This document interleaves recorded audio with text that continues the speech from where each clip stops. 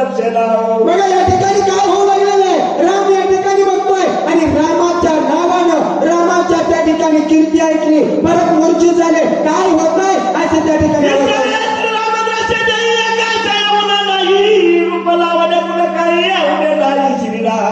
बघा त्या ठिकाणी प्रभू रामचंद्रच आहेत असं भरतालाच पाहुणं म्हणू लागलेले आणि त्या ठिकाणी देव दयाळू कृपाळू बुद्धीचं पालन करणं. दोघं जर मूर्छित पडले तर पुढील कार्य कोणी करायचं. मग राम काय बोलतो देतात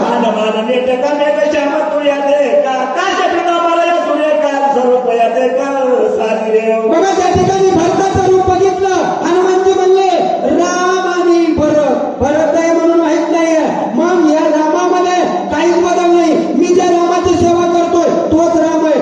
दिसतोय तसाच, चालतोय तसाच, रूपरेषा तशीच असं हनुमंताच्या मनात विचार.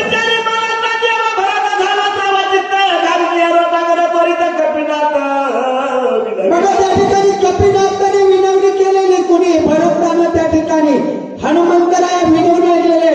या ठिकाणी पाय धरले. पाय धरल्याबरोबर भरत सावध झाले.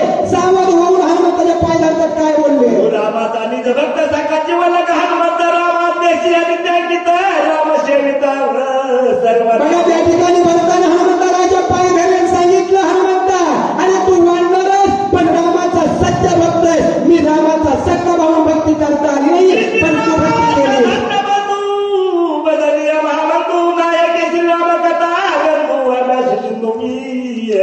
सांगितलं मी आभागी, माझं भाग्य नाही, मी आभागी सख्खा बंधू मी रामाचा आणि त्या रामाचा बंधू असून मला सेवा करता आली नाही. हनुमंत तुम्ही केली, तुम्ही धन्य आहे.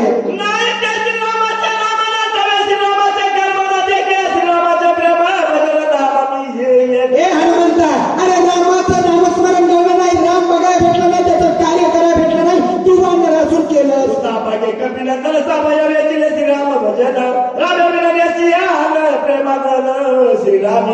प्रभू रामचंद्राच्या प्रेमामध्ये तू तल्लीन झालेला आहे. मला जे करता आलं ते वानर असून तू केलं, तू धन्य आहेस असं बरं बोलतात.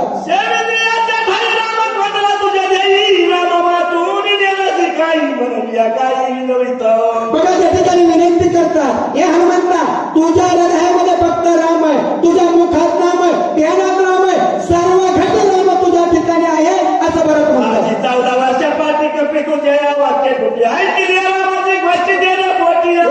हनुमंता अरे 14 वर्ष झालं ज्या रामासाठी मी तिष्ठतोय ते राम 14 वर्ष झालं बघायला भेटले नाही, त्यांची गोष्ट ऐकायला भेटली नाही, तुझ्या मुखातूनच ऐकली. मी धन्य झालो बाबा असं बरं बोलतो.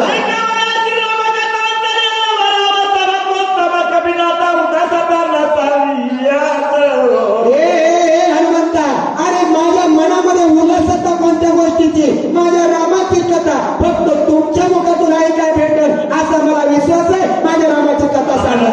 चिंतित गेला रामचरित्र आज तू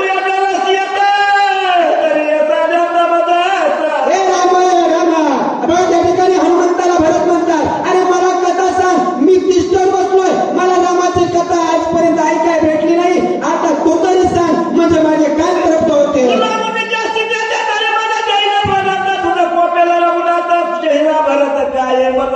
बघा त्या ठिकाणी जर तू या ठिकाणी रामकथा नाही सांगितली तर मी जीव ठेवणार नाही आणि जर मी गेलो ना तर राम तुझ्यावर रागावतील असं बरं बोलतात.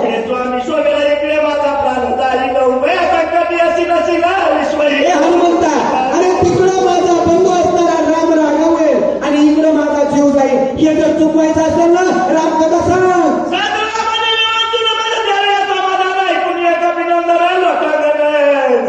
बघा हनुमंतरायांनी ओळखलं भक्ताचा भाव काय आहे. भक्ती त्या ठिकाणी कळली पाहिजे. ज्या भक्ताची त्या ठिकाणी गुणवर्णन भरत करतात, मग भरताची भक्ती कमी नव्हती. त्या भरताच्या नंदीग्रामाच्या ठिकाणचं गौत पाषाण सर्व त्या ठिकाणी राममय वेली झाडं झुडप राम राम राम म्हणत होते. मग हनुमंत म्हणले हे रामाचा भक्त आहे आणि त्याचे पाय धरले. काय म्हणले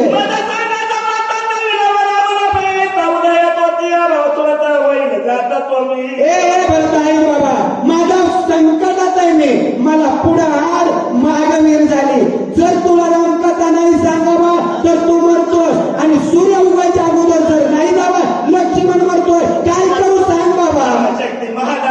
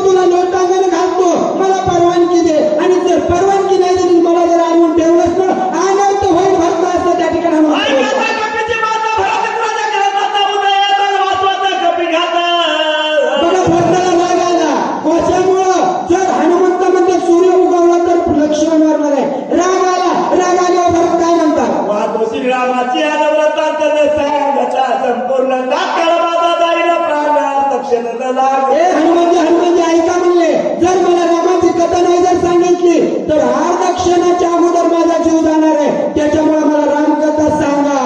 एका वाचुनी जातोशी अनुदवे आमारीची इतुकिल्या सुखाना श्रीरामाची कपिदानाची हे हनुमंता, अरे तू रामाचा भक्त आहे, सद्भक्त आहे, आणि सद्भक्ताचं कार्य असंय का? एकाला वाचवायचं, लक्ष्मणाला वाचवण्यासाठी भारताला मारायचं, हे तुझ्या गुरुनं सांगितलं का?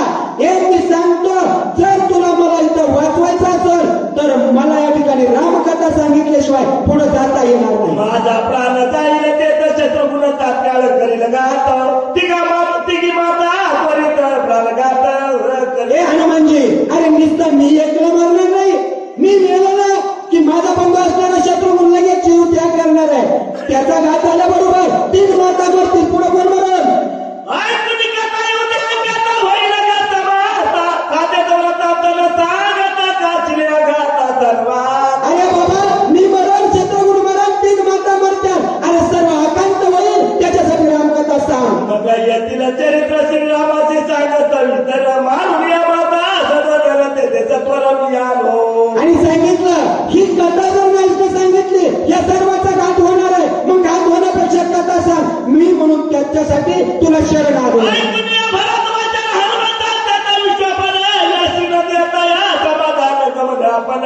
भरताचं बोलणं ऐकलं, सर्वाचा घात होतोय याचा पाचक आपल्या डोक्यावर बसते. हनुमंताने विचार केला, म्हणजे हे ऐकायचं गिरायक नाही, याचं समाधान कसं करता? जर याला कथा नाही सांगता जर गेलं तर राम रागावेल, असं त्या ठिकाणी हनुमंत विचार करतात.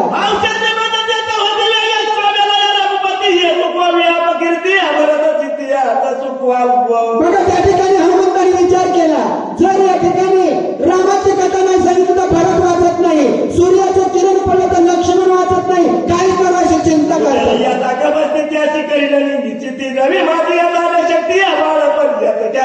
हनुमंताला राग आला, म्हणले ह्याचं समाधान करायचं म्हणल्यावर सूर्य हलवावा लागल. मग सूर्य हलवायला माझ्यामध्ये सामर्थ्य आहे. मी लहान होतो त्यावेळेस सूर्याला घ्यायला गेलो, राहू केतूला हात दाखवला, त्यावेळेस मी लहान होतो, आता मोठा झालो, काय करीन?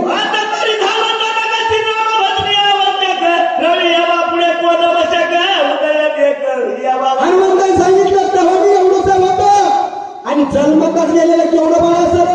आणि त्यावेळेस मी हनुमंताला ख्याती, त्या ठिकाणी हनुमंत सांगतात सूर्याला ख्याती दाखवलेली, आता मोठा झालोय, आता नाही सोडणार त्याला.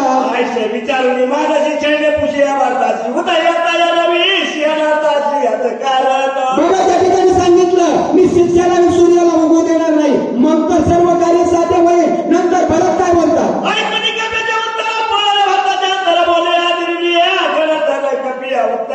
हनुमंताचं बोलणं ऐकलं आणि राग आला. परत त्या ठिकाणी थर कापू लागले. काय केलं? राम कार्याची उदय पावता विषयाचा मनाच्या दिना विद्याची भरताने सांगितलं मी बी सूर्य कुळातलाच आहे, मी बी त्याचा नातू बनतोच आहे, सूर्याला उगवू देणार नाहीये, आणि सूर्य कुळातले आहोत असं त्या ठिकाणी भरत म्हणतो.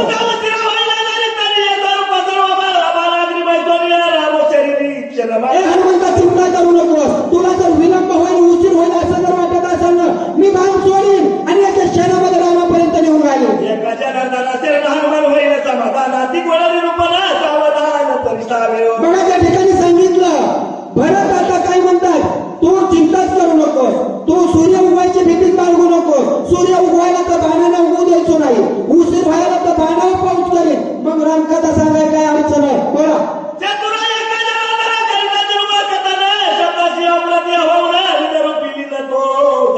बघा, त्या ठिकाणी भरताचं बोलणं ऐकलं, भरत एवढा आतुरता त्या रामकथेसाठी झालाय, मग रामकथा सांगावीच लागल असा विचार हा म्हणतो. रुपया निट झाला तरी न राही अवघडा निट कथा गावाया वाईला राहू देला साक्षी तोच वेळ. बघा, त्या ठिकाणी विचार केला, याला कथा सांगावं लागते, कोणचीच गोष्ट सांगून चालत नाही, रामाचीच कथा सांगावं लागते, तेव्हा याचं समाधान होतंय असा विचार हनुमंताने केला आणि कथा सांगायचा वेळ झाला.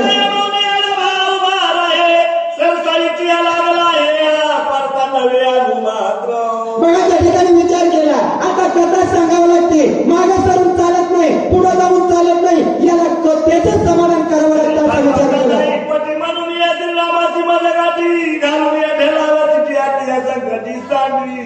बघा, त्या ठिकाणी सांगितलं मी भक्ती रामाची केली म्हणून राम मला भेटलाय. मग तो राम जर भरताला कथा नाही सांगितली नाही नर्तन झाला तर राम रागावेल मला सोडून देईल. मग देव बी बाजूला गेला नाही पाहिजे आणि भरताचं समाधान झालं पाहिजे.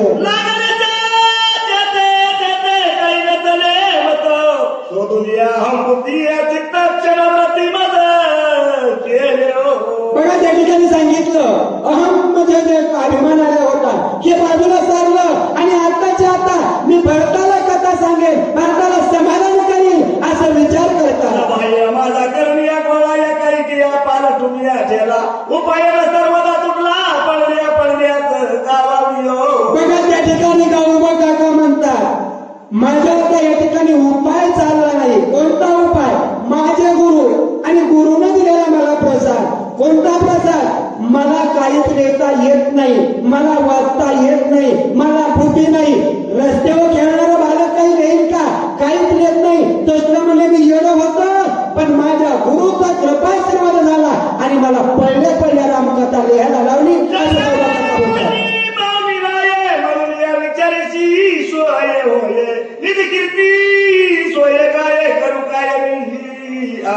बघा त्या ठिकाणी हनुमंताला विचार पडतोय आता नीट कीर्ती स्वतःची कीर्ती गायाला कसं त्या ठिकाणी गायची. हनुमंताला याने पराक्रम लंकेत जाऊन केला.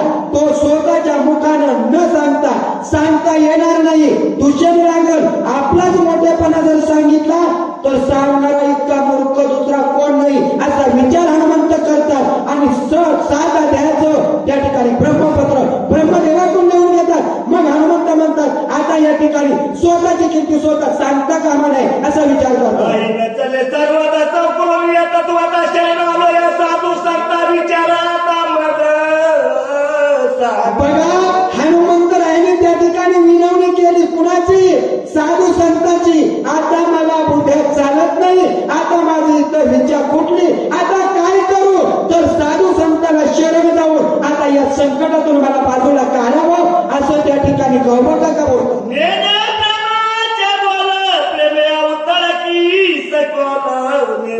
दुनिया बोल वक्त केवळ श्रीराम. वक्ता कोण? श्रीराम. मी काहीच नाही. मी या ठिकाणी बोलतोय, मी बोलत नाहीये. माझे राम मला बोलवतात, मला काहीच येत नाही. मी फक्त या ठिकाणी आलोय तुमचं त्या ठिकाणी आमंत्रण आमच्या मित्रांनी केलेला त्या ठिकाणी आग्रह आणि म्हणून इथं आलो. मला काही येत नाही, हे राम मला बोलवतात. तेने पदबंध उत्पत्ती रिगणाई संस्कृते लेखन देवोनी हाती रामविद कीर्ती लेववितो. सांगितलं गौबा काका म्हणतात मला काही येत नाही.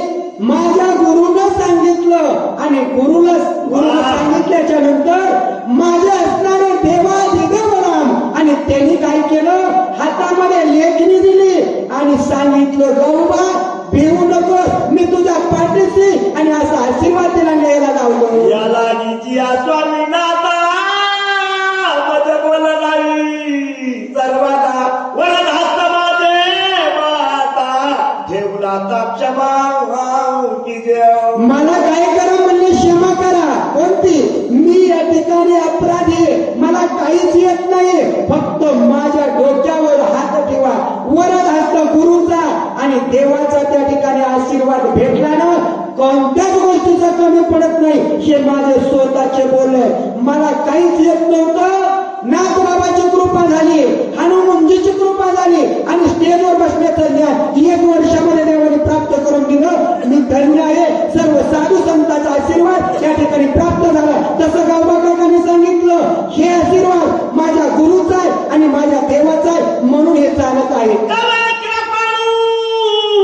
साधू जन हस्ते आली मुला सोये बोलते झाले वचन अमृताहुनी सुखकारी. अमृताहुनी सुखकारी कोण जे आहे ते साधू संतांची कृपा झाली. कृपाळू सज्जन या ठिकाणी आणि कृपेमुळाच्या या ठिकाणी काय झालं मला या ठिकाणी लिखणी हातात दिली, बोलण्याची बुद्धी देवाने दिली आणि म्हणून माझ्या हातून हे कार्य झालं असं गावबा बोलतो. गाभा की तोशिया करुणा कायशी होती वागता एका जनार्दन होते ते तू कोण परिहाराव. सांगितलं इथं तुझी काय सत्ता आहे, इथं सत्ता कोणाची? देवादिदेवा नारायणाची सत्ता, बाकीचं काही नाही. हे जे आहे ना भाड्याचं घर आहे, भाड्याचं. कधी बी मालकाने सांगितलं ना माझी कोणी रिकामी पाहिजे, मग बाहेर रस्त्यावर जरी गेलं तरी चालतोय, रिकामीच करावं लागते. तसं इथं दुसऱ्याचं काही चालत नाही, फक्त इथं देवाचाच अधिकार आहे. परंतु आपल्याला कळत नाही. आपण म्हणतो हे जे आहे ते माझ्यामुळे चालतं, सर्व माझं, तुझं काहीच नाही. माझं कबाड वज आहे, फक्त त्या ठिकाणी उष्ण घर आहे. कधी त्या ठिकाणी आदेश आला की घर रिकामं सोडून जावं लागतंय. पुन्हा म्हणता येत नाही की माझं हे राहिलं ते राहिलंय, असं काही नाही. असं गावबा काका बोलतो. तुझ्याने मुख्य हे कथा आवडले श्री गुलाता वाचे वचनानी वाचता सोय तत्वाता होऊन गेला. सांगितलं ओ रामा, ओ गुरुदेवा, तुमच्या वेगळे या ठिकाणी काही नाहीये. हे वाचक असतील, श्रोते असतील किंवा त्या ठिकाणी सूचक असतील, हे अधिकार कुणाचाही नाहीये. हे देवाचा अधिकार, त्यांची कृपा झाल्याशिवाय मुखातला शब्द बाहेर निघू शकत नाही. आणि तशी कृपा माझ्या गुरुची झाली म्हणून बोलू शकतो. भूक भरून मशकेशी आवडे स्वामीच्या मानसी ध्वनी वाजावी जायची तैसी समत मशकेशी आईचे नाव. सांगितलं जसं हे शरीराचं कारण आहे, शरीर कसं आहे नाशिवंत आहे. आणि तसं म्हणले बासरीमध्ये त्या ठिकाणी काहीही नाही. अहो फुटल्याच्या नंतर हवा पलीकडे जाते, पण त्याच्यातून बोलण्याचं कार्य हे त्या ठिकाणी बासरी वाजवणाऱ्यालाच येतं. मग वाजवायला कुणाला येतं तर देवाची जळ त्या ठिकाणी साथ भेटते आणि त्यालाच येतं. तशी ही बासरी जी आहे ना, ही बासरी वाजवण्याचं कार्य माझ्या गुरुचे गुरु असणारे नाथ माऊली एका जणाला शरण, आणि त्यांची कृपा झाली आणि नाथाची कृपा माझ्यावर झाली आणि रामाचा आशीर्वाद भेटला.